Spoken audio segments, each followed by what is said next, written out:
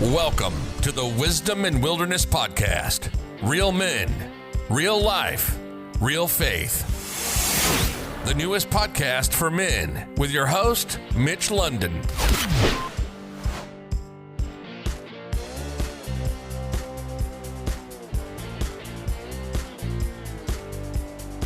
Welcome, everybody. I want to thank you for joining us on the brand new podcast called Wisdom and Wilderness. This is episode number 1. I decided to launch this thing in December, and I put my butt to the fire and made sure I got it done in January of 2020. And there wasn't a single soul that I would want more than my first guest, and Cory Huddleston here. He's become a credible friend, a brother, a guy that you can rely on. He is the founder of Wisdom and Grit. It's the men who build the world, one of the most incredible Facebook groups and just movements that are out there. He has a marketing background, excelled extremely well in marketing, called Lure Studios. And I just want to thank you, Cory, for coming on and going through the bumps with me. We're going to tell the audience here, this is version 2 because the software crapped out on the first version. So we're starting over again. Welcome to the podcasting world, my friend. This is great. Mitch, thanks for having me, man. It's an honor to be here, and to be your first guest is really it's a huge honor for me, and your friendship, obviously, along the way that we've developed over time and everything, has been something that's been really special to me. So I'm honored, man. Thank you. Appreciate it, buddy. Yeah. Just a couple, why don't you share with us a little bit about who you are, what you're working on? You have an incredible, beautiful family down in Texas, living the good life in the good weather most of the time until those sirens start going off and it's time to hit the deck. But I sometimes envy you from Colorado, but not a lot. Yeah, no, well, yeah, this weekend was odd. Sorry. I love you, baby. Good night. Okay, hold on. Sorry. Oh no, we got his beautiful daughter here, Farrah, with us. Yeah, this is Farrah. Lou. All right. So yeah, interesting. They're going to bed right now, so it's a little later here in Texas than Colorado. But yesterday, over the weekend, we had those tornado sirens, and in the morning, so it was like 70 degrees that day. Then we had storms roll in with tornado sirens. And then when we woke up in the morning, snow was coming down. We haven't had snow in like 3 or 4 years. So yeah, snow is super rare down there. Yeah, it was super interesting though, because like all of that weather in that short little period. But back to your question, not baby, I love you. So, I love you, baby. All right. Extra kisses, extra hugs. Extra hugs and kisses, right. Cory Huddleston, the founder of Wisdom and Grit, like you said, and then I have a company called Lure Studios, a marketing agency. Wisdom and Grit is kind of a primary focus for me right now, and it's where I do coaching and consulting with men. And the mission is to build the men that build the world. So, yeah, it's a fantastic, and I was actually, we were just talking about this a minute ago, but that was like the catalyst of how yours and I's relationship started. Yeah. It was a kind of a funny thing, and I'll tell a little bit of the backstory this time around, is I saw this mastermind, and it was happening down in Dallas, Texas, and it was by this guy, James Smiley. I didn't know much about him. I knew of him, and I saw this ad pop up, and I'm like, I just kind of feel like I should go to this thing. I was talking to my wife about it. I'm like, will you just watch this video, make sure you don't get any like creeper vibes from this dude? And she's like, no, it seems all right. It seems legit. I'm like, okay, I feel like we need to go to this mastermind. It was super inexpensive. We hopped in the car and drove the 12 hours down to Dallas and attending this mastermind. The mastermind was great. There was awesome speakers, lots of content delivered there, but the main nuggets that came out of there were relationships. And that primary relationship that has come out of there was with you. We met at this mastermind that, didn't know each other before this. We'd exchanged, pleasantries, business cards, heard about this Wisdom and Grit group. And so I joined it. And then you got to see the heart of this man and the heart for him, for other men, to be men and to stand up and to be who they were created. And so just that kind of connection was an odd connection, but I think a divine connection, at least in my eyes, of partnering two guys who have hearts that just are bleeding for the men of this world. We need them to stand up and be who they are. And so share with us a little bit more about like Wisdom and Grit, kind of the backstory or what you're working on now with it. Sure. That whole vision is just incredible. Yeah, so the backstory for me, it really stemmed from my own life, right? So there was, growing up, my dad was around like throughout high school. My parents got divorced whenever I was in about 17 years old, I guess, something around there. But I didn't really have a strong relationship with my dad, and he was always very much to himself and then kind of to be honest, like it was just very kind of like verbally abusive sometimes. And I'm not trying to throw him under the bus or anything. I hate to do that, but you know, like there's a lot that goes on in your mind and stuff throughout all of that when you're a young man trying to figure this world out, and you're just like, man, why won't you just show me the ropes, right? Yeah, yeah. You're trying to, and it's really more of a desire than anything, right? And then it turns to rage when you start getting into high school and all that, because it's just like, it's just hormones or whatever else, right? And then, but you know, so anyway, trying to figure yourself out. I made a lot of mistakes as a result, I think, you know, and not to mention my parents were really young, you know, I mean, whenever I was born. So my mom was 16, my dad was like 18, you know, so there's a lot of life that, you know, we were all kind of learning together, to be honest, you know, and so, my dad would work a lot because that was kind of where he found a lot of his identity. And so, which is great, you know, I think men should do that, you know, but as time went on, I started like trying to find out what was my path in life. And, you know, eventually I was working construction. I didn't graduate high school or anything like that. So, I ended up moving down here. A buddy of mine, his dad started a plumbing company, or I'm sorry, not, air conditioning company. And so we moved down here to the Dallas-Fort Worth area. Like, he was like, let's go, you know? So I was like, let's do it, man. And we came down here, and it was us three. We were living in a trailer house out in the middle of a place called Paradise, Texas, dude. And trust me, it wasn't paradise. But like, so we would go out there and we would grill out every night. That was pretty sweet. And we would drink like a fifth of whiskey every night too, you know, or some beers or something, you know. What is it about when you get freedom that it's like barbecue time? It's like slap the meat on the grill. That's all I'm going to eat, like, ever. Dude, it was out in the middle of nowhere. It was awesome. You know, and it was like, the cool thing about it was like his dad was just a good dude and like allowed me to kind of be a part of that family a little bit, you know, for what it was. And we would get up really early in the morning and go work construction and come home, you know, and then do that same kind of routine over time. And we didn't know anybody down here, so it was kind of like doing our life. And but you know, I was like always trying to think of like marketing campaigns to help get us business and doing that kind of stuff. We went through a lot of, you know, trying to figure stuff out because it was way out there in the country, man, you know.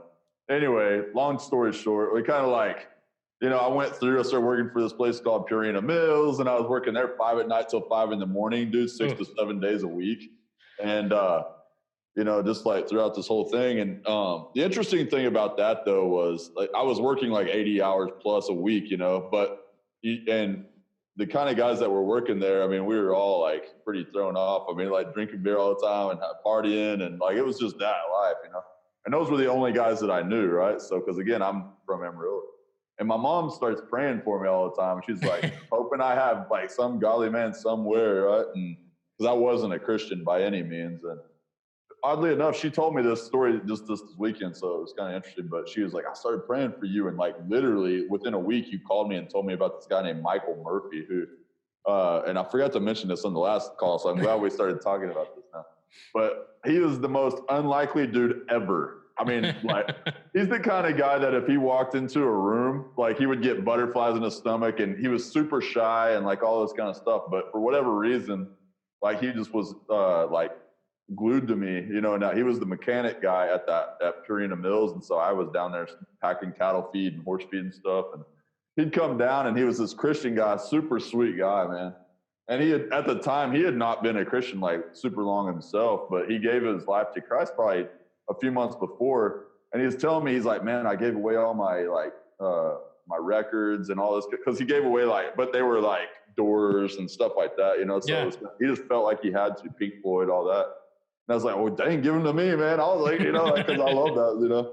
And but what was funny is I used to call him Flanders from The Simpsons, you know, like that. Did he have the Christian broomstick dude. mustache? Well, he didn't. He was my age, but like just because he was so nice, I was kind of ribbing him, you know. And because I wasn't a Christian, I just was calling him Flanders all the time. And anyway, he would always come down and talk to me, man. And just like he was always engaging, and he would answer my Christian questions, you know, or the ones that where I was like, well, if God gives you free will, how does he know you know, and all this stuff that everybody asks, right? And he would just walk it through. And he kept inviting me to church, and I was like, yeah, no, I'm not, like, you know. Hard pass, buddy. Well, I never felt like I belonged there, to be honest with you. You know, I didn't think I was good enough to go to church, you know. It's kind of always how I saw it. But anyway, I forgot even where we were going with this, but he like ended up like, dude, inviting me to church, and I finally went with him one time, and as a result of that, gave my life to Christ. And dude, not that time, but down the road. And it was cool because of him, I was able to actually go back and see him a few years later, and I wasn't anywhere around him. I hadn't talked with him in a long time, and I saw him, and he immediately ran up and was like, Cory, gave me a big hug. And dude, I was like, bro, I just want to tell you that because of you, and this is, again, a guy who by everybody's standards would not be any kind of guy who would be able to lead anybody to anything, right? In a lot of ways. Like, I went to Honduras on a mission trip. I've led youth groups. Dude, I've had so much impact in that regard because of him, and him being obedient in that time, dude. And it was like, that was such an awesome thing, man. Like how it's totally scriptural, right? Right. Yeah. And it's amazing when you have somebody come across your path that you're like not looking for. I mean, you're not seeking this out. You're not doing it. And there's whatever reason, there's an instant bond. And for whatever reason, there's just some purpose behind that meeting. There's some purpose behind, and it's honestly to help set you on that path that God's got for you. He's like, Cory, right now you're straying a little bit. You're on the wrong trail here. Let's get you on this path because I've got big things. Dude, I was straying big time, yeah. bro. Yeah. Oh, you and me both. It took me a long time to get things figured out. So, I'm coming up on my 41st birthday next month, and it's just like, finally, I feel like I'm in a groove now. And it's taken so many years to kind of get to that point in that place. But well, you have one of the. I always feel like you're on point, man. So. You have one of the coolest stories about kind of knowing your calling and knowing what it is that you're supposed to do. And if you want to share that, that night out walking your dog. Yeah, dude. I want to hear it. I want everybody to hear it. Yeah. So this is actually, Mitch is talking about it. Really became the catalyst for a lot. And so one night I was walking my dog, and just to kind of pre-frame this whole story, right? Like every stress you could possibly imagine on a human being, I had it at that time. Like we had just bought a house. At that time, my wife was a school counselor here in the local school district. This was right after like the 2000, like 8, 9, 10-ish, area. Yeah. Or right in that time. And so the school had gone through like a budget cut. And so they laid her off right after we bought this house, and I had just started my own company. And dude, like with $500 in my bank account, we had just had a son, right? Not too long ago. American dream. Oh, dude, it was everything. And then, let's see, I'm sure there was all kinds of stuff on there, and I was scared to death, dude. And I remember those days so well. I had this dog named Amadeus. He's an 85-pound American bulldog. And, he refused to use the bathroom in our yard, so I had to walk him. Like it was the most odd thing ever. But looking back at it now, I'm like, man, it was totally orchestrated because it was like it gave me that time with God, and it was so awesome, right? And so I would walk that dog 2 times a day, every day, dude. Rain, sleet, or snow, it didn't matter. And I remember that one day, just one specific, I was just like, why am I on this planet? Like for my whole life, dude, I was 35 years old at that time, and I had not ever, like one time in my life, ever had this inkling of why I was on this earth. Right. I was a pretty passionate guy and I always do stuff. And I was not like I was like some loser just walking around with my head between my legs, but it was like, I was totally like, dude, I've got to find this. This lack of knowing is killing me, and I remember talking to myself about that. And then God was like, ask me. And I was like, good idea. And I was like, legitimately, I'm sitting there thinking like, dude, I don't know that I've ever asked him this question, Yeah, that's a good point. How many times do we just keep hitting our heads against the wall thinking something's going to change, but we don't actually ask, you don't actually reach out. Oh, dude. Yeah, it was so like black and white, like, whoa, that's such a good idea, So anyway, I'm like, all right, God, why am I here? And without hesitation, dude, he goes, you're a builder. You're a builder of people, a builder of ideas, and a builder of things. And dude, I swear to God, I heard it just like you and I were talking. It was not one of those like, maybe he said that, it was like, it was mind altering shift of all things. Like it was that moment. And dude, I saw my entire life just go whoosh, like spread out.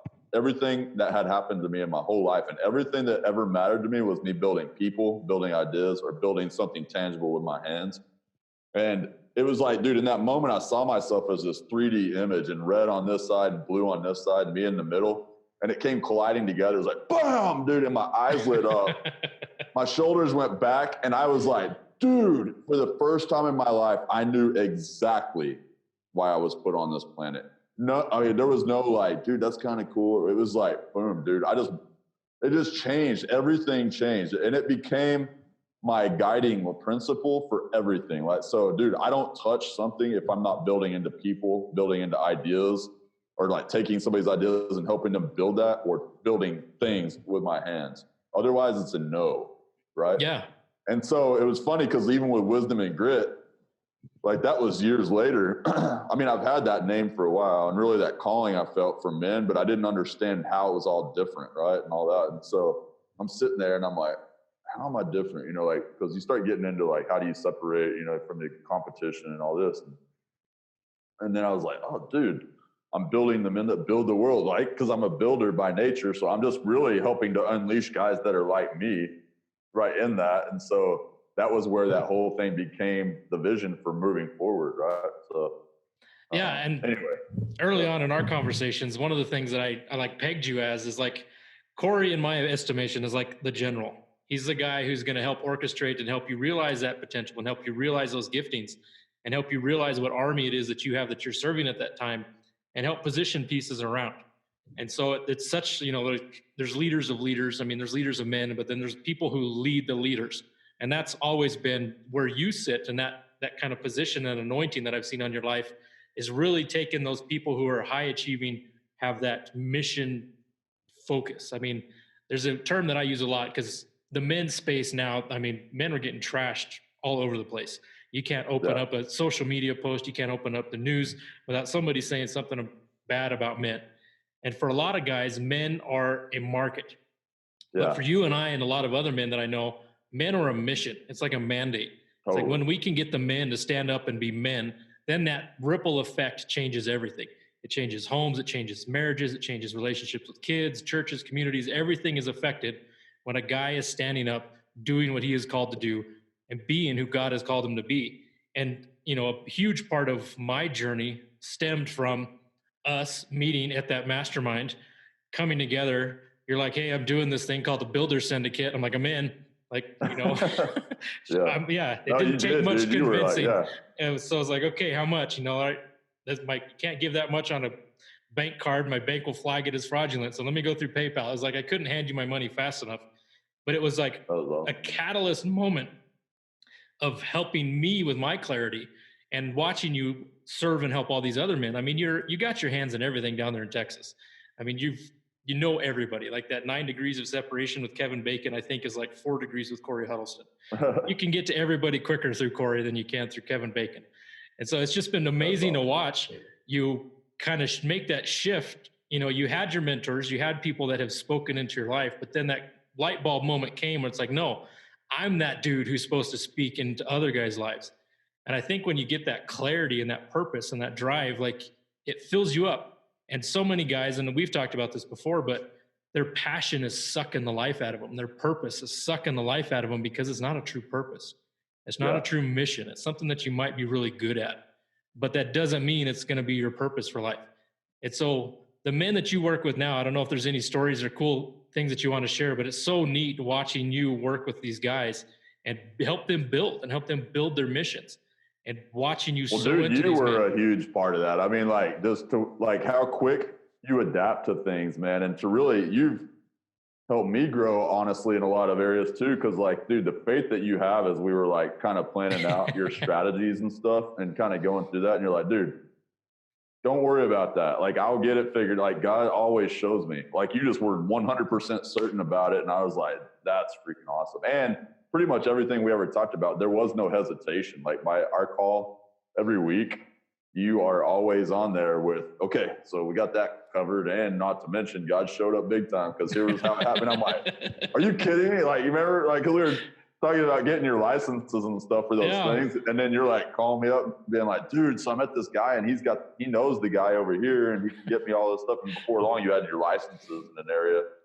You know, that was an incredible moment. I was at a coffee shop meeting a guy that I'd never met before. So that was the first meeting, just a connection.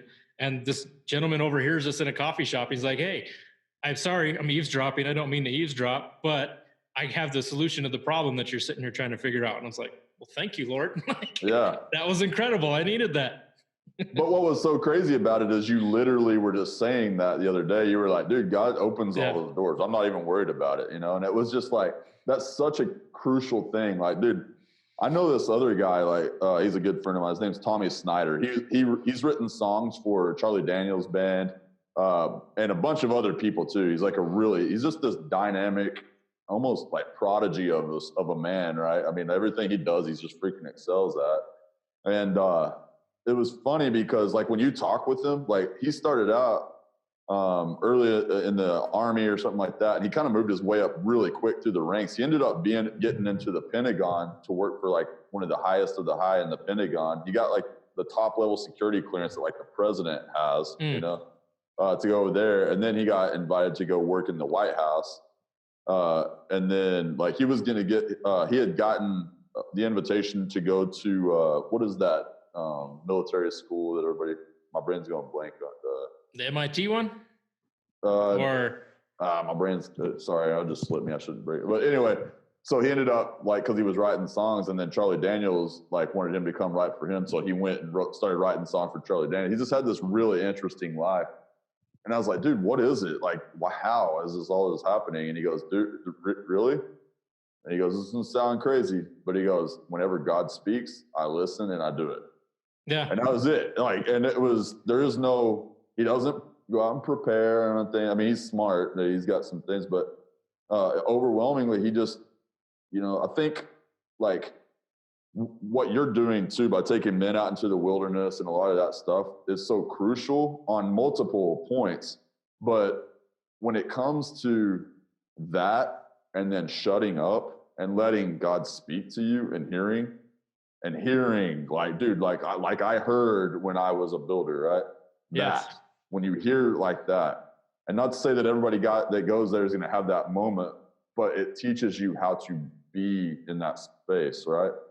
Because God will speak if you stop and listen, right? And so when we do that and then we act on that and having the boldness to act in faith, right? And that kind of goes back to what you were just talking about a minute ago with where all these attacks that are happening on men and all this.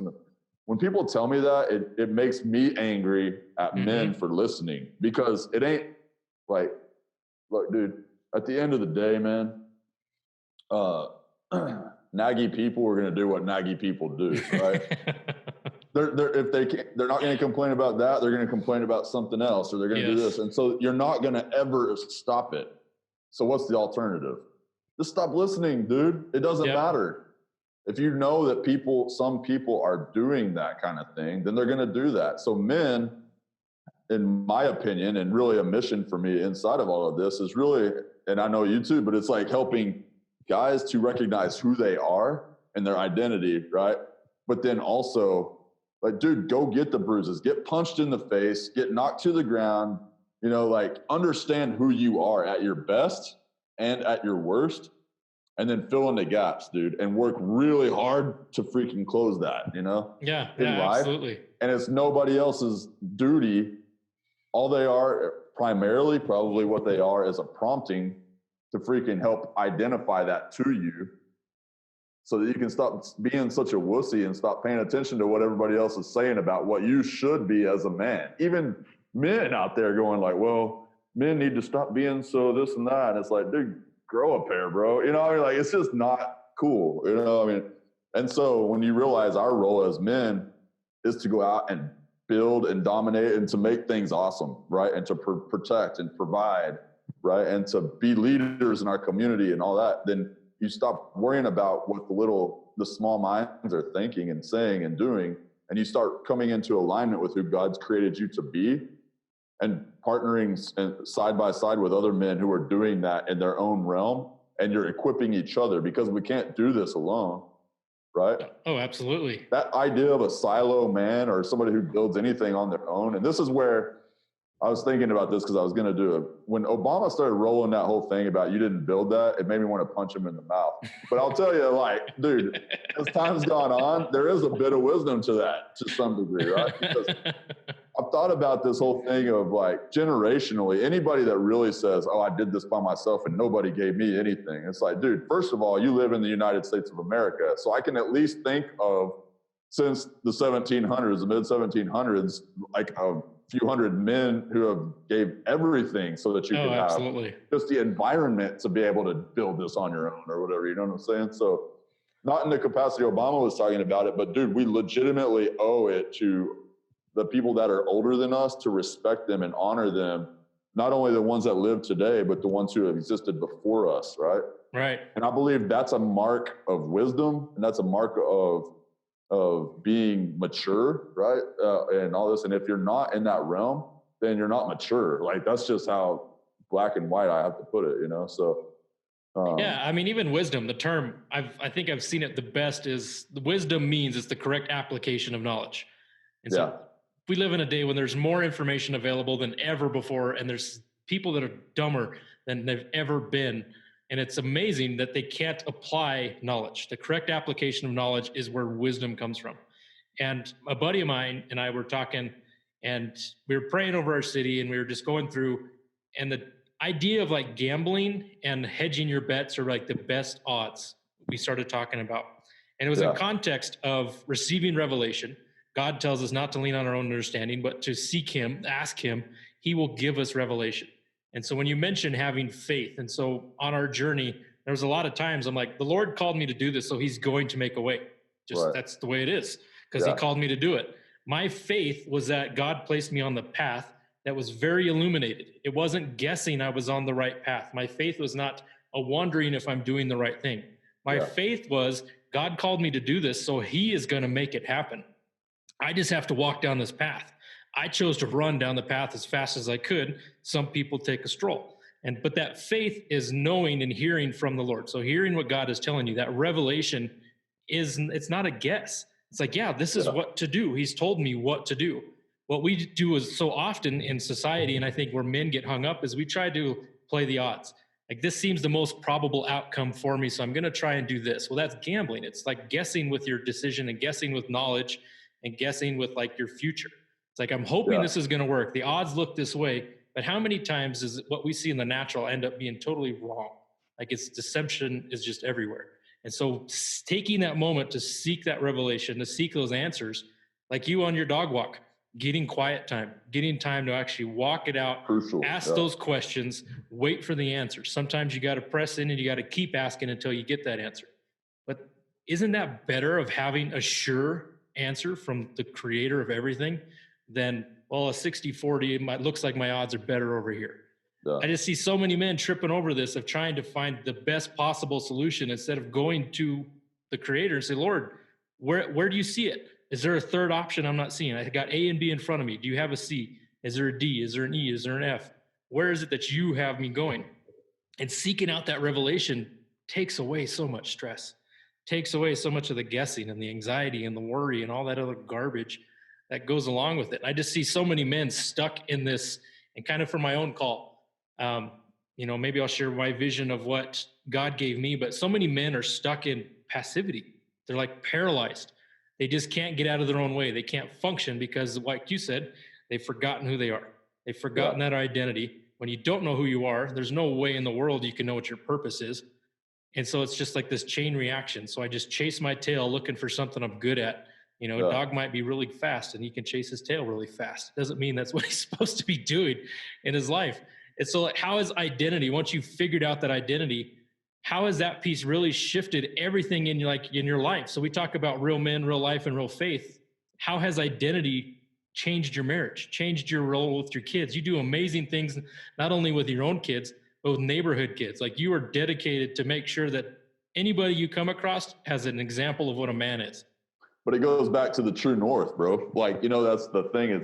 I want to kind of hit on something you said a minute ago, because you were talking about not just going and doing things, because there's a good part of that and there's a bad part of what you just said, right? And I think specifically in the church, a lot of times we exacerbate to the point where we don't even do anything because we haven't heard that for sure from God. And I think that's probably more evil in a lot of ways, in my opinion, just because of what I've experienced personally. And because I've done that, right? I've been that guy and I've seen it, And what I've realized now, what I've really, really pressed into, and even like inside of Wisdom and Grit, I'm creating a program called Head First right now. It's more focused on, like, guys getting up and doing it, like kicking guys in the butt really is what it's about, you know? Yeah. It's like kind of, but giving them that, hey dude, you got this, you know? And so there's this whole need right now for men to stand up and do things. And I think we learn a lot about who we are by going out and doing lots of things. But without a true north and like what God's called us to be. And I think that's where, like, that's what I got that night was this true north. Because just because you're a builder of people, builder of ideas, and a builder of things. There's a big, huge, like a bunch of space in the middle there from where I am to where that is. Really, I was already that, but okay, what does that actually look like? You know, I didn't get a download of all of that, right? But I did know all of a sudden, okay, now I know where I'm going, so I'm not veering off in every direction. Now it's like, okay, I'm going here. What does that look like? You've pulled everything into alignment under totally. that. So now anything that I'm doing is, I don't have a paint by numbers. Okay, go do here. And you didn't either, right? Mm-hmm. Like you had wisdom to bring me in and help kind of like be that back end to kind of help strategize and help bring some clarity to your picture, right? But like, and that's what smart men do, right? So when you get to that place where you're like, dude, I want this. Do you really want it? Because your bank account and everything else will tell the picture, your time that you allot, your calendar, all that kind of stuff. Like when you say, oh yeah, I love my family, but you're not ever spending time with them and you're not doing what needs to be done to build a healthy family unit, right? Which is hard, right? It's not easy. It's not a cakewalk or anything. It's a commitment. And there are times where we ebb and flow and there's some things are going to require more time than that and all that. And so we just kind of move through life hoping we're doing the right thing, but that's why it's so important to have the right people in your life as advisors, as friends, as, you know, but also, you know, and you know this too, is as much as it's about having people that you consider mentors and advisors, and then people at your level that you know will hold you accountable, right? Preferably scripturally, right? Like right. They are believers also, because now you're equally yoked, but also, like you said with the neighbor kids, I mean, I see my kids as my first priority in that, but even in this neighborhood, we just moved not too long ago, and it's like, dude, there's like these two kids specifically that don't have fathers around them and like legitimately in their life really, you know? And so as that's been going on, it's been interesting because one of them, you know, he's definitely, he is a guy of good heart, but he's kind of like, he wrecked on the ramp the other day and he's out there like shaking and screaming and stuff. And I was like, whoa, dude, like, okay, we got to work on this. Cause you know, I mean, like, cause he was so scared, you know, it wasn't cause he hurt so bad. He was so scared. And then, you know, I took him out mountain bike riding the other day, and he kind of saw this place where he could cut across and then go onto the path there. And I was like, get back over here, Jonah. You know, like, and I got mad with him because I was like, dude, you are not going to cheat yourself out of doing the freaking work, bro. Like, get back over here. And he's like looking at me, and he's, at first I think he thought like I was joking around. I was like, dude, get over here now. Like I made him get back on track. And then I started yelling at him from behind there. I was like, don't you ever second guess yourself. Don't you ever keep shot yourself like that. And like, dude, you're better than that. And that's not what God's called you for, you know? And I started like kind of instilling that. And then when my son's there and I'm like, okay, y'all need to encourage each other. And I'm making sure that they're getting these leadership skills and things while we're doing that. And I made him be first a couple of times as we were riding, like, so that he was guiding us. I'm like, dude, you're leading the pack. Wherever you go, we go. So if you go off the wrong path and over the edge, we're going that way too. So you just need to know that, like, you're responsible and you're going to have to make quick decisions. And the decisions you make are affecting other people. So be on purpose about it. Don't ever let yourself slide on this, you know? And so, but like, I use all of those things as angles to teach them these leadership skills. I've been doing it with my son for a long time now. So he gets it. But, you know, when these other kids come in, and it's funny because like, he's kind of like a, I won't say, because I don't, if he ever hears this, I don't want him, but like, he's a good kid. But now, dude, when he came back, you could just tell he was just walking different, you know, and he had somebody believe in him, you know, who called out the best in him. And there's something special about that, dude. When somebody who's older than you, who you respect, calls out the best of who you are, and you've secretly been like desiring that and like wanting to become that, or maybe you never even thought you could be that, but when there's just a hint of belief that can never go away, right? Your mind has been infiltrated, your spirit has been infiltrated with this idea, and every word we say does that. So do we want to be known as men? And this is really the concept of wisdom and grit. We build people, we build ideas, and we build things. We are the men that build the world. So dude, that is our mission, period. Like, so when we go around, every word we speak, dude, is about pulling out the best of somebody else, right? And then we can bam, bam, bam, and help them strategically move up through the ranks way faster, dude. And we will see cumulatively a world, dude, that is being run by healthy men who are loving their wives and their daughters, and everybody wins from that, dude. You know, I get railed all the time for not having women in my group or whatever, but it's like, bro, it ain't because I don't, it's because I love women. I want them to have the best male representatives, you know? And I get it all the time. People want to go on these backpacking trips. I'm like, no, my wife would not like me. That's not a right situation for me to take a bunch of ladies backpacking with me, guiding them. That's not a scenario to set up. But you mentioned something, and when you set a bar and you set a standard that somebody has to live up to, that they can aspire for, this greatness, like you're planting these seeds for future generations. I mean, you may never, ever, ever see the fruit of what you did on that single bike ride. But I can tell you, I was one of those kids. Yeah. Growing up, me and my dad did not get along that well. Our relationship has been restored now later in life. But growing up, I did anything I could not to be home. And I was at my buddy's house, and his dad kind of became that father figure for me, because he was the no BS, that rubbed some dirt on it, stand up and be a man.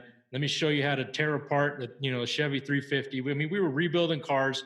We were doing all this stuff that, it sounds manly, and it was, but there were so many life lessons about the things that he taught me that I got to witness.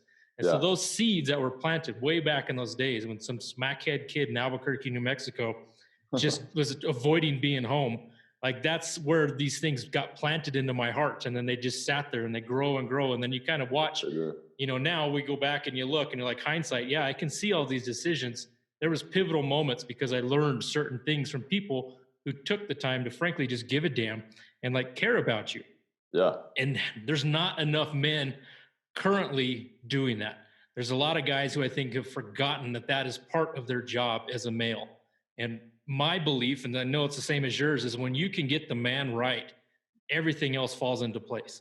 I mean, when you can get him to do his job, then his wife doesn't have to do her job and his job. And they don't have to you can start those battles and the conflicting things that happen behind the doors. Just start doing what you're supposed to be doing, and everything else falls into place. And it's such an amazing thing. And I don't know, you can probably share with us also, when I started to move into this space of being more of that mentor, of really sowing into that, my circle of influence grew like exponentially. I was one of those guys that didn't have a lot of dude friends. A lot of them were smackheads. I didn't like their way they talked about their wives, the old lady kind of comments. I'm like, no, you don't treat and disrespect your wife in those manners. It was just a way that I was like, you have nothing that I desire. So my time with you is going to be very limited. We're not going to hang out. We're not just going to shoot it. We're not just going to, BS together. When I started moving forward, and that was kind of me and I would say the paralyzed state that I talked about. I wasn't making any progress. I wasn't a threat to anything or anybody. Once you start moving, you become that threat. And it feels like God surrounds you with men who are able to lift you up and can speak truth into you and can kick you in the pants and say, hey, Mitch, you're slacking off. You're better than this. You've got to do better than this. You're obligated to do better than this. What men have been brought into your life? Have you had a similar situation where as you started to move, you had the vision? It's like, okay, this is now who Cory Huddleston is. Did you get all of these men surrounding you? Yeah, well, it took a while, right? And there were different phases of things. This is what I try to teach my kids now, is how to be strategic about relationship building. Mm-hmm. Not that you're using people for the relationships, but because it's like, when you understand the power of relationship, and you need to understand how relationships actually work, right? So we are a culmination of about the top 5 people that you hang around, right? You're the culmination of that. So whatever's important to you, whether it's wealth, whether it's relationships with their wives or whatever else, all that kind of stuff, you're going to kind of become that guy to some degree, right? So, And there will probably be people that argue with me and they can do whatever they want to do, but that's just the truth of the matter, right? So as time went on for me, dude, I started seeking that, because just because you ask God for that doesn't necessarily mean that it's going to take place. You have a responsibility in that stuff too. Absolutely. You don't have to earn your salvation, but if you can't run your own life, then how can you expect anybody else to? They're all busy. Everybody's running their own lives, right? It's nobody else's job to come in and buddy up to you and do this and that and that. Sometimes we get lucky, but most of the time you've got to realize if you want to have friends like that, you got to be a friend like that. Yep.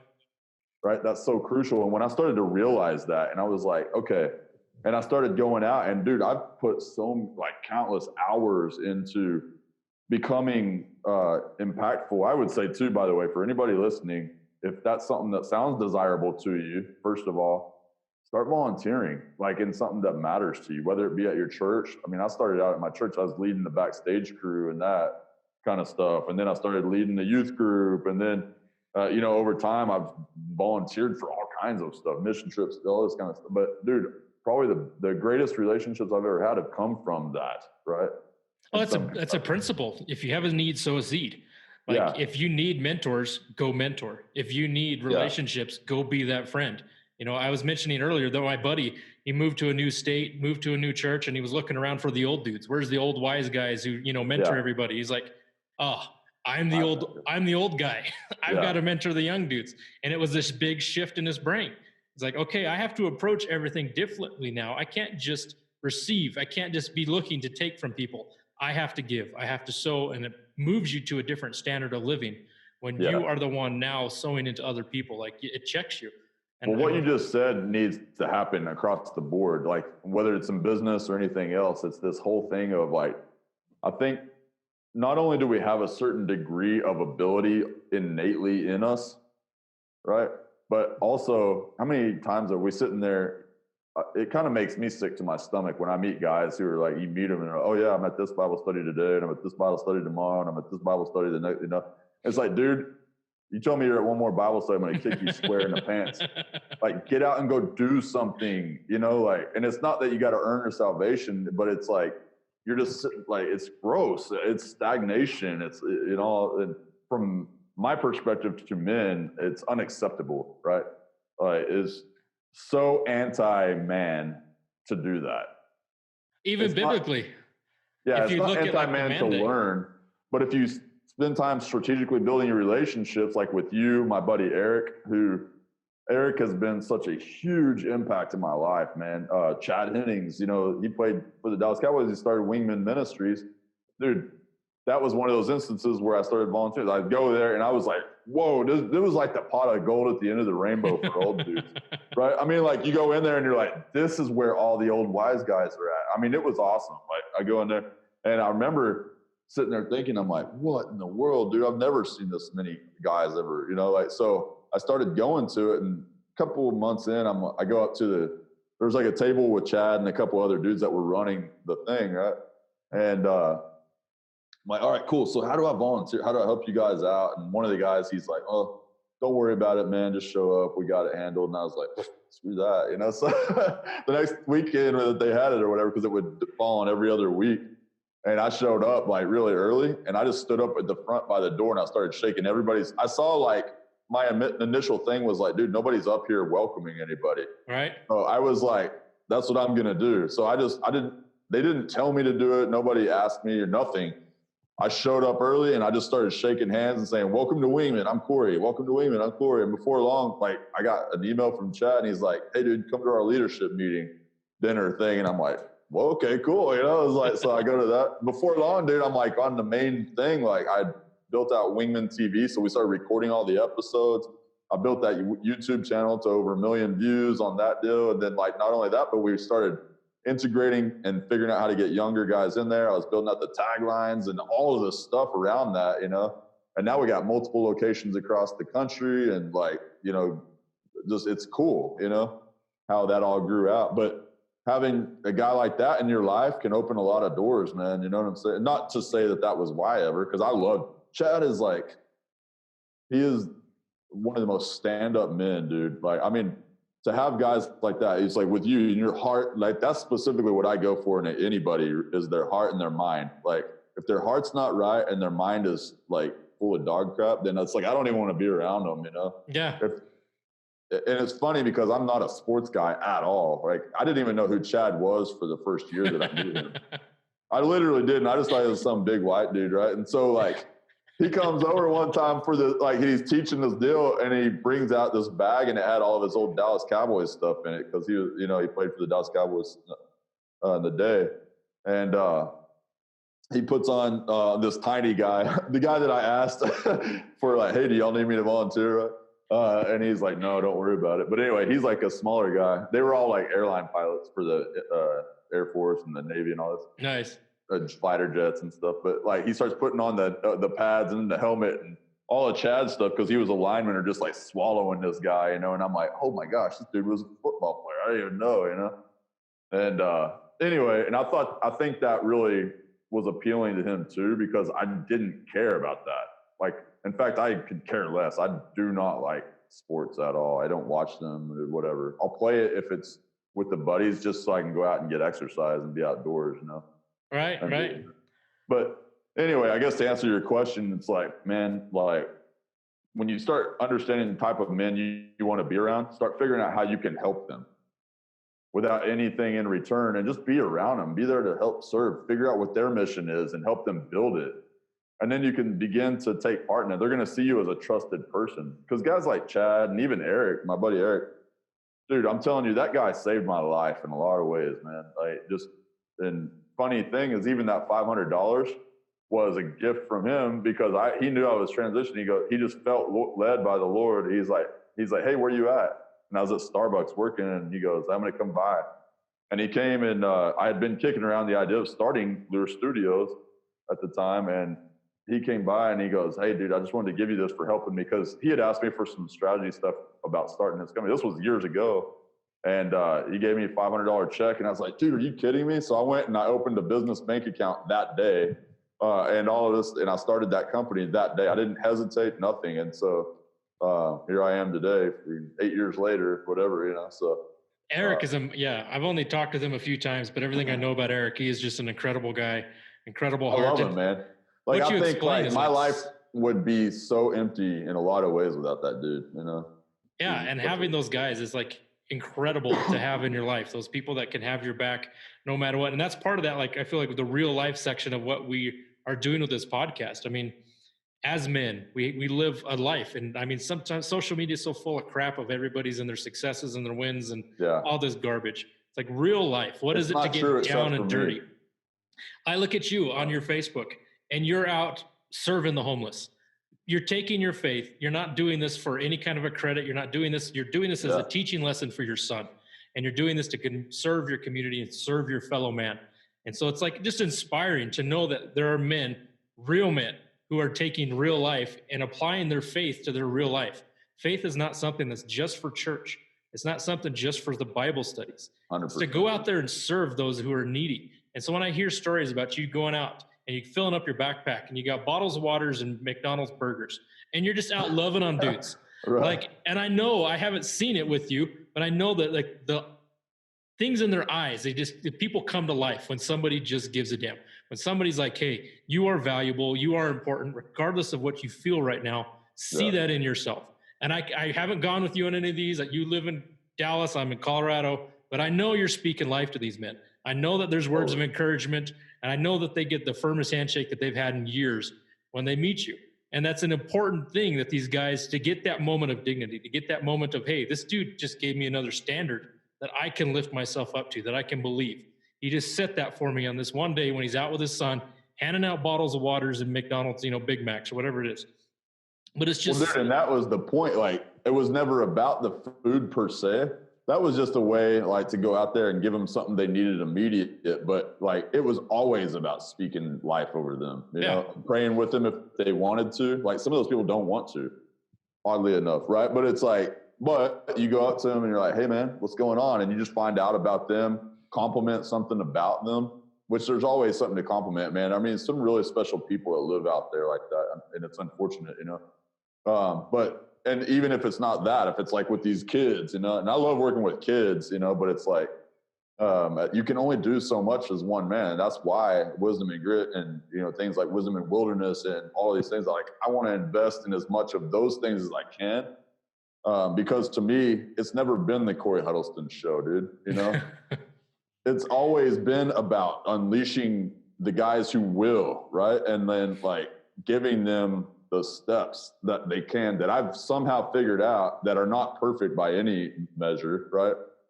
But I don't think it is even supposed to be. Like, that's the beauty of it, bro. When we take a step back and we realize, like, how many things would I have missed that opened up this next layer or this next layer had I had it perfect? Oh, yeah. Version 1, I mean, we just finished up version 1 of Just Add Wilderness. So it's like, get through that as fast as you can. Like if you're still on version 1 of life, if you haven't moved on to that next level, get through it as fast as possible and evolve and go to that next stage, that next calling, that higher purpose level. Get through it as quickly as possible so you can move on to more significance and more purpose. Like I can't stress that enough. Suck, man, because I'm telling you, like, dude, I've had this concept playing in my head lately over the last few days, really. And like, remember Ghostbusters, the guy who was like the keymaster on there? It was like Rick Moranis, but he's looking for the gatekeeper. But like, not that really has any relevance outside of that, but this whole thing of like, dude, all the things that I think in my life that I look at that were the hardest were the things that helped me understand things that I didn't even know at that time that were in my horizon, that gave me some kind of format for conceiving, right? This thing that lied ahead that I would have never been able to conceive or even see as a potential opportunity or anything. And so what if, dude, all of these hard times and these things and the suck and the hard, you know, just the things that kind of come along, like they're necessary. Like you can't, like, don't try to speed through them. Embrace them for what they are. And like, really, there is no such thing as good or bad per se anyway, right? It just is what it is. And so when we begin to take a step back, because like things scripturally, dude, everything is its opposite pretty much. Mm-hmm. What if it's the same for good and bad experiences to some degree, right? What if actually those bad experiences are the good ones? What if those are the things that are actually unleashing us and preparing us, and actually the well done, good and faithful servant is how we respond to those bad things. And the good things are just there. Like, dude, we don't even get it. Like, I think to some degree, like globally, the measure of poverty and like, dude, it wasn't even that long ago that people in this country were dying because of not having water and food readily available. Yeah. And dude, I don't know about you, but we had family in town over the weekend. And dude, like, it was like, we're eating out, we're doing this. And I'm like, I don't want another meal for 3 days because I'm just like, I feel like I've just been eating this whole time. And it's like, how freaking lucky and blessed am I, right? I don't want to take that for granted, Mitch. You know what I'm saying? Like, that's one of those things that, and I want to teach my kids that. But more importantly, I want to teach my kids that in a way that they can teach their kids that with the same level of oomph, you know? Yeah. That's hard to do, where this stuff doesn't get lost generationally and then they start thinking that it was just the way it always was, because that's the lesson, right? Yeah, that kind of was almost a good segue, because I wanted to ask you, as we're getting closer to the time here, to tell us about the Head First program, this next project, because like we've talked about it behind the scenes, but the passion and the mission and the vision for what that is something that everybody needs to hear about. Totally. Well, Head First, man, first of all, has been something that's been there for a while, and I've just been trying to put some meat around it because I really want it to be special. You know, it's kind of like a flagship program for me, you know, in a lot of ways. And if I look at, you know, the hundreds of men that have become a part of Wisdom and Grit, and not to mention just what I see, you know, is this like level of fear to some degree, maybe. And like, I think it's fear. I think it's not knowing. I think it's, you know, there's a lot of things. I mean, like, dude, trying to solve all the world's problems in one little fell swoop isn't just going to happen anyway. But like, when I look at that, Head First to me became about, dude, how much of this is here, right? First of all, right? Once you establish that identity, then you've got all these ways of thinking. Like, for example, the other day I was watching this guy named Alex Still. I love this guy's stuff. I just ran across him. He's a blacksmith on YouTube. If you haven't seen him, check him out. Phenomenal dude. awesome. And he has so many lessons just in what he's teaching about work ethic and just never giving up and all this really grit, you know? And it was funny because they did like a close up and he does these really dynamic shots when he's making things out of metal and he just makes blacksmithing rad. I mean, he's totally done a good job with that. And so, but his hands were all chewed up, you know, and he's this young guy, he's about 19, 20 years old. Oh, nice. I was like, huh? I said, nice. Yeah. When I was that age, I had hands like that too, because I was working in construction, I was riding bulls, I was doing all this kind of stuff. And I remember at that point in my life thinking that as a man, if you didn't have rough hands, then you were gay, right? I mean, it was pretty much that simple. There was no middle of the road, right? I mean, it was kind of like that was just the way that it was, you know. And so that was just my real life experience, you know, to that what it was at that point. And it was funny because I hadn't thought about any of that kind of stuff until I was watching that and it just hit me. And I was like, oh my gosh, dude, I had anchored this entire reality around this stupid belief system that I was like, I'll fight to the death for this because it's mine, right? And it's like, what are we anchoring our thoughts around, you know? And this is such an important concept. Because if we don't get that right, everything else falls because of that, right? As a result of that. And that really is the identity portion, but it's also just around ideas. Like if the world is bad, then like to you in your head, then everything is bad, dude. Yep. You know? There's that old story of that dude walking down the dirt road, you know, and he runs across an old man and he goes up to the old man. He goes, hey, sir, I know there's a city just up over the hill over there. What kind of people are in that city? And the old man asked him, well, I don't know what kind of people are in the city from where you're from. And he goes, oh, they're horrible. They're all backbiting. They're all this and that. And he goes, well, that's exactly the same kind of people that are here in this city. And then another young man's walking down the dirt road, runs across that old man. And he asks the old man, he goes, hey, sir, what kind of people are in that city over there? I'm just going to roll through. And he goes, well, what kind of people are in the city from where you're from? He goes, they're the best, man. Like everybody there, I hated even leaving, but I just wanted to go and see. And he goes, well, that's exactly the same kind of people you're going to see here, you know? So, dude, that is how the world works. Like if things are falling to the ground around you and everything sucks and everybody, like, dude, check yourself before you wreck yourself, right? No? But really I mean, so getting your head right and then your identity component, but then take action. Dude, sitting there watching the game on TV doesn't make you a football player. Yep. Sitting there watching Alex Steele make his freaking things out of steel doesn't make me a blacksmith.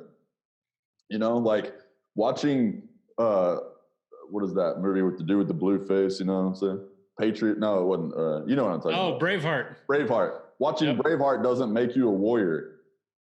Going to the Bible studies doesn't make you, you know, freaking this super Christian guy or whatever else. It's like, dude, go show it. Live by example. Experience the beatdowns. You know why people don't like that? Because it ain't pretty. It ain't the movies. Yep. There are mistakes. It's real. Like people's emotions are involved. Sometimes you look foolish because you go up to talk to somebody about Jesus and they might have done a little bit more homework than you on their belief system. And so now they smash you, dude, up against the rocks, and then you look like a total fool. Most people tuck their tail and they go into hiding and they never do it again. And they go to more and more Bible studies and more Bible studies instead of learning how to articulate, learning how to position, learning how to do this, learning, you know, like all the things that they can do while doing it and getting thick skin in the process, right? Yeah. Because thick skin is everything, dude. If you have an unrelenting, like if I go into an argument, like, or to go and prove something to someone or whatever else, like I'm not worried if they win or if I lose or anything else. I'm going to try to win. And I'm pretty sure that I will pretty much. If I engage in an argument with somebody, I'm pretty sure I'm going to win it because I'm not as stupid either. Right. But like I'm not going to go argue about fake nails because I know nothing about that or something, you know what I'm saying? But I stay in topics of that I know. But even with that, sometimes there's times where I'm like, I don't really know how to answer that thing, you know, and that's okay. And to be honest with you, even if they take that and they make it sound like you lost somehow, like, who cares? Who is this person? Have you ever met? Most of the time we're doing it on Facebook anyway. And it's like, really? Like, I would say 99% of the people on Facebook I've never met in person, and I would never even be able to identify on the street. So like, get lost. I don't care, you know, like, yes. I love you. Zero significance. Your opinion of me means absolutely zero, right? So I'm not trying to be mean, but it's like, dude, just put things in perspective, in the proper perspective, right? Not everybody who doesn't have rough hands is gay, man. You know what I'm saying? That's funny because my grandmother used to, like, if you didn't shake her hand and if she couldn't feel calluses on your hand, she was like, dude, what are you doing? Like, you are slacking in life. Yeah. And that was a measure, like, of how she used to measure men as well. And I mean, she came back, my grandmother's from Australia, came over, married her American GI during World War II and came to the States, you know, gave him a fake name because she didn't trust him, and that stuck her whole life. People called her by this fake name. It was hilarious. But yeah, there was like this standard of like, okay, soft hands, like, no, why don't you go be a man for a while and then come back? That's funny. But even with that, dude, think about that. If somebody who's not really into like that kind of stuff goes and is in that realm, he's going to feel like a total loser his whole life because he's in a lane he was never meant to be in the first place. There's a whole version of the world where he would be a king, right? Like in some world views, like if you have calloused hands, then you're a peasant, right? Yep. And you're looked down upon. So we're all sitting here looking down on everybody from every angle because they don't fit our profile of what that means. And it's like, dude, like, don't be that guy. Be the guy who's able to take a step back and objectively view everything and then be like, okay, well, that's pretty stupid. I'm not going to do that. But this is worth dying on. If you don't know who you are as a man, then, dude, get out of my face. I'm going to demolish you in a freaking debate, period, you know, because I already know I own you. Because all I got to do is find your weakness, and I can hit on that hard enough, and you're going to go so far back, you're not even going to be able to get back up again. Absolutely. That's why people with small minds bore me, dude. You know what I'm saying? Like, because it's like, I want people who challenge me, because I've gotten to a point, because I have been humiliated in the past so many times, and I have made mistakes, and I have done it, but I've gotten to a point now where I have really freaking thick skin, and like not much bothers me, you know, and I know my stuff. So it's kind of this really interesting thing, but now it's like made the playing field that much smaller, because now it's like I just want to find smart people, because I'm like, you get kind of bored talking to the dude who just wants to talk about the Cowboys game. Like, I don't give a crap. I really don't, you know, and if you talk about that, I'm just going to go, woo. You know, I'm like lost total momentum, but maybe that's an anchor too, right? So who knows, you know, but. No, you try and pull, like you mentioned earlier, you try to pull the best out of people. And you get to a point in life where a lot of the trivial things, and there's a quote that I absolutely love. Everybody who's listening, if you haven't read the book, Man's Search for Meaning by Viktor Frankl, he was a concentration camp survivor. And he talked about, it's not a Christian book, but he just talks about people, and you could tell when people were going to die, when people were going to survive, just based on their actions and their things. And there was a line in the book that he talked about. He said, man is not searching for pleasure. He's searching for meaning. When he can't find meaning, he drugs himself with pleasure. And a lot of these things, we are just to sedate ourselves, to stop the hurt that we can't find that thing. So we're just, hey, now I'm the number one fantasy football guy ever. I mean, there's nothing wrong with that. I used to play fantasy football a long time ago, but when you find your purpose, you forget about that stuff. Like for me, at least, I was like, okay, I could spend hours researching running backs, or I could spend hours researching how to build men. Now the lane I'm in, that's where I'm at. If you're not there yet, that's fine, but we can help you. There's guys out there. Cory can help you do these kinds of things with his Head First program. Join the Wisdom and Grit Facebook group and just start to witness how men interact with other men who are on fire and on purpose. One of the things, the scriptures that Jesus said is, these signs shall follow them that believe. Meaning you have to move. You got to act. The signs don't go before you. Things aren't going to happen, and then you get to run towards the excitement. You got to get up off your butt, and you got to go start moving. And that's, I mean, we both hold those values so clearly, of just start acting, like do it. And it's a wide open playing field, because there isn't many people out there that'll do that. So when you do that, you stand out like big time. And so that's why, and there's other guys like us, right, that are really looking for that too in other men, because it's like, dude, we want to climb and be around other men who are going through that battle. Because, for example, I've run for city council here in Grapevine, right, where I live at. Mm-hmm. And I didn't win, but in that, and I've been involved politically for a long time. I've got 2 friends that are running for U.S. Congress right now. And like one of them, he just called me, and he's and it's going to be a large district, dude. Like, and the other one, she worked under Trump for the HUD with Ben Carson and all that. Okay. So I'm close with both of them. But anyway, my buddy Chris Putnam, he's called me up today, and he's just like, dude, you're the only guy I trust on this, you know? And like, I mean, but I was like, man, that makes me feel really good when I've got guys like that, people like that rely on me. Not like in a sickness way, but they're like, dude, I trust you. I know you will get it done and you can help me with this, you know? And so when that happens, I know I'm doing my life right, you know? And it's when you've got people that you respect, who respect you, that's a pretty sweet place to be in life, man, you know? Yeah, I mean, you mentioned it earlier. We can only do so much by ourselves, but when we can team together, locking shields is a term that I use a lot, and I believe, like from scriptural, that armor of God, that shield of faith, is one of the only pieces of that armor that's not just for you; it's for the man standing next to you also. I mean, that shield helps protect you and him, and when they lock together, it becomes immovable. You think about that movie 300. Totally. All of those guys hunkering down, shields are together. It was impenetrable. Didn't matter the size of the forces coming against them. You have that, you got the guy next to you, you're good. I mean, I know a lot of the military men understand that principle as well, because that dude next to him was everything. But as we're closing up here, man, do you have any kind of like words of wisdom, any quotes that you love, or things that you're just imparting into those guys that are on the fence about, what it is to really step up and chase that calling? Couple, I guess. It's funny. I think I've told you this, but like a long time ago, I made up a quote because I was like, man, I'm going to leave the world with a quote by Cory Huddleston, because I didn't really understand how quotes worked back then, So, so I was like, I'm going to make my own quote and everybody's going to love it, No. But it was really profound because, like, looking back at it now, I'm like, whoa, dude. I mean, it was just super profound. So I was sitting on my bed that night, and I'm like, I'm not going to bed until I get this quote. And then all of a sudden it came to me, and I'm just like, just like writing down as fast as I could. And it was, do not exist solely to stand in the tall shadows of great men, but stand in the light of God, and he will cast your shadow for you. Ah, there you go. There's a mic drop moment. Dude, and as I got older, I began to really see what that meant for me, because I spent so much time, and I think we do this, studying the greats to the point where we're becoming nothing more than lost in their shadow because we're studying them, right? Only.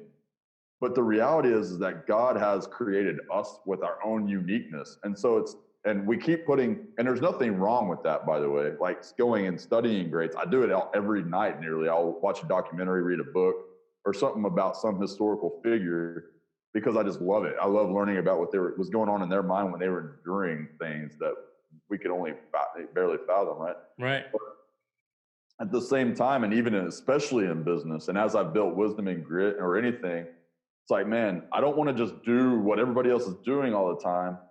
It's good to learn that stuff, but at the same time, it's like, don't get so lost in that you just become a part of the crowd, right? So I realized, like, you have to shift, right? And take this time. Like, it's kind of almost like you get caught up in the drift of these men, and then all of a sudden now you come over to the side, and you're getting catapulted into, like, you're seeing God. Where's your true north, man? Because if you're focused on becoming Mitch, then you're only ever going to be Mitch, right?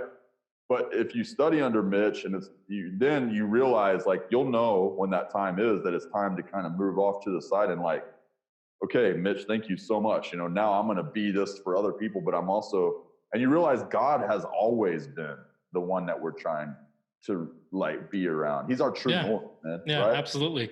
I mean, we can only be who we are. Like you said, anybody who's trying to be me or trying to be Cory, you're never going to get it, because you can't play somebody else's role. You can only play your role. You try to be me, I will always outmaneuver you, man. Yeah. You know what I'm saying? Like, that's the thing. It's like, even with the men's things, like, dude, even when other men's things are coming up, I'm not worried.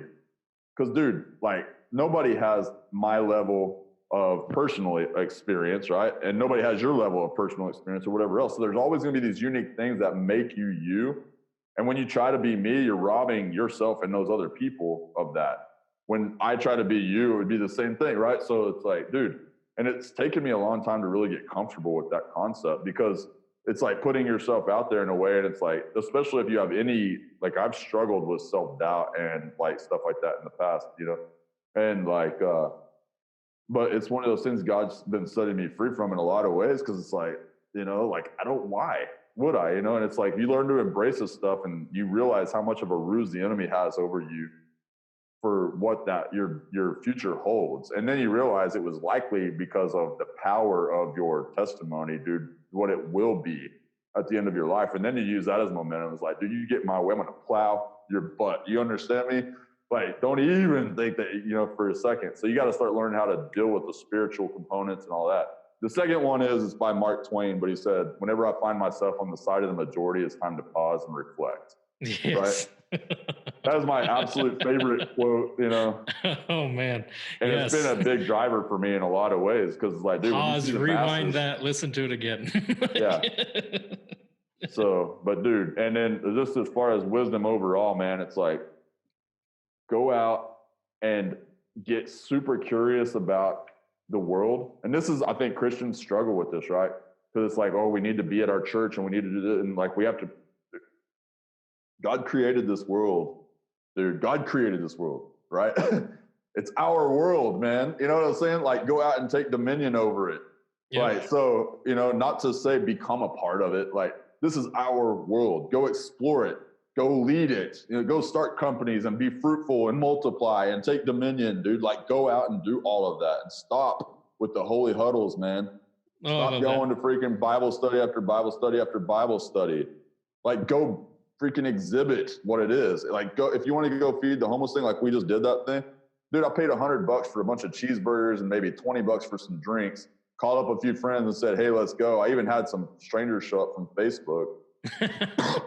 And like, I mean, I made new friends and dude, we had a blast. And I didn't know at all what I was doing. All I was like, okay, I know in this general vicinity, there's a bunch of homeless people. I didn't know if they were going to be out that day or if they're going to be somewhere else. Because it was New Year's Day. I didn't know if they'd be, like whatever, at the White House partying or what, no, I'm just playing. But like, kind of like, if you look at it, it's not that hard. Like in this neighborhood, those kids, I'm like, hey, dude, let's go ride mountain bikes. And more than likely, they're going to be starving for an opportunity to do that. Unless you look like a creeper, then clean up your appearance and, do all that kind of stuff. But, learn how to play the rules of the game, man. Absolutely, man. I can't thank you enough for sharing with us. And just for myself, I am honored to have you as a mentor and I'm honored to have you as a friend. But I am most proud to call you a brother, like to know behind the scenes that you've got somebody who's got your back. And so where can everybody find you? Where can they connect with you? Websites, Facebook groups, lay it on us. Oh yeah, Cory Huddleston on Facebook, on my profile, and then Wisdom and Grit is the group and the page, right? So you can just go type in Wisdom and Grit for the Men That Build the World is the group. We got about 900 men in there, so y'all can come be a part of that conversation. Mitch is there.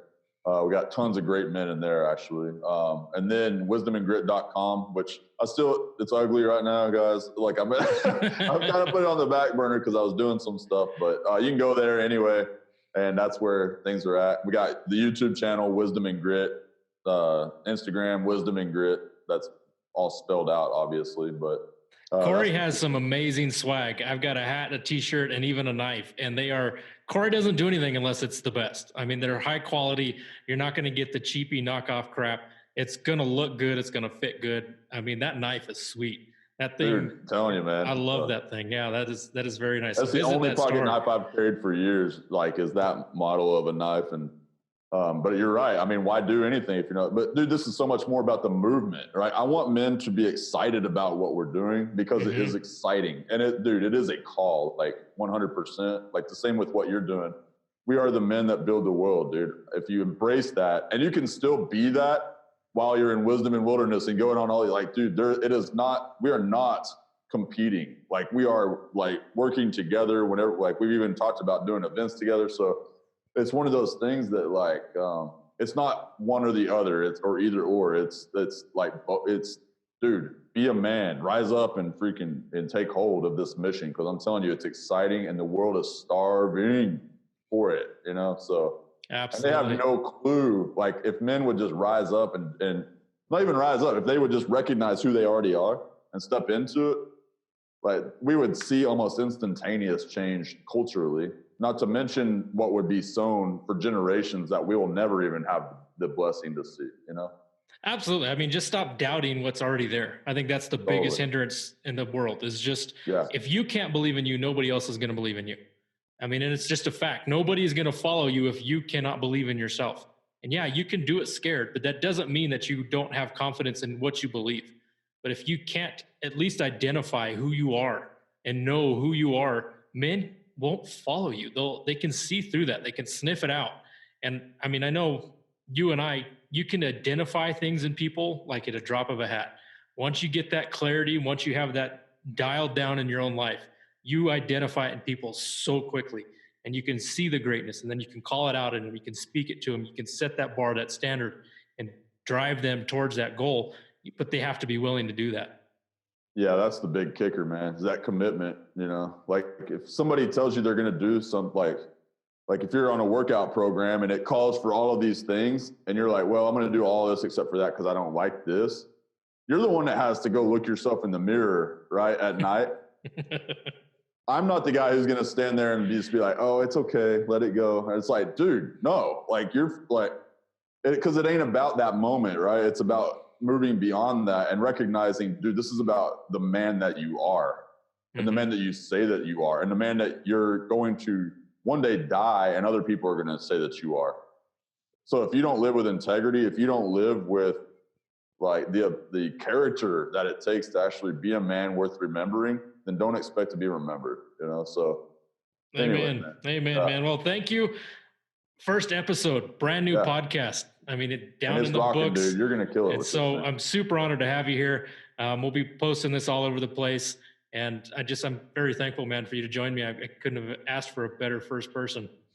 Man, my pleasure. It was such an honor. And I had a blast, dude. So thank you. Looking awesome, buddy. More. See you, buddy. Thank you, guys. You've been listening to the Wisdom and Wilderness Podcast. Real men, real life, real faith. The newest podcast for men with your host, Mitch London. We'll see you next time.